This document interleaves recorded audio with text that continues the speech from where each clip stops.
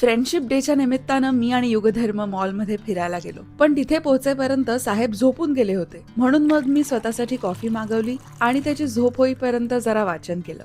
सध्या कडक उन्हाळा असल्यानं गाल लगेच असे लालबुंद होतात. मग आम्ही गेलो त्याच्या फेवरेट प्ले एरियामध्ये. तिथे युग डायनोसॉर्स रंगवण्यात गुंतून गेला होता. वर आपण रंगवलेले डायनोसॉर्स असे समोर स्क्रीनवरती दिसतात. सगळ्याच लहान मुलांना डायनोसॉर्स कसे काय आवडतात हा जरा संशोधनाचा विषय आहे, नाही का?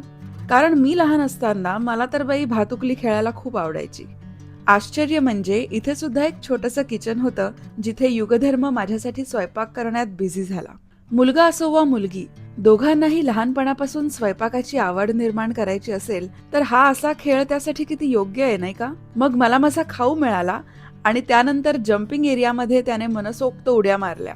लहान मुलांना त्यांच्या खेळामध्ये संपूर्णपणे गुंतलेलं पाहून कधी कधी त्यांचा हेवा वाटतो, नाही का? मोठ्यांनाही जगातले सगळे प्रॉब्लेम्स विसरून असा प्रत्येक क्षण एन्जॉय करता आला असता तर जग सुद्धा एक प्ले एरियात झालं असतं. खेळून खेळून दमल्यावर मग संध्याकाळी आम्ही बाहेर आलो, तोवर ऊन उतरलं होतं.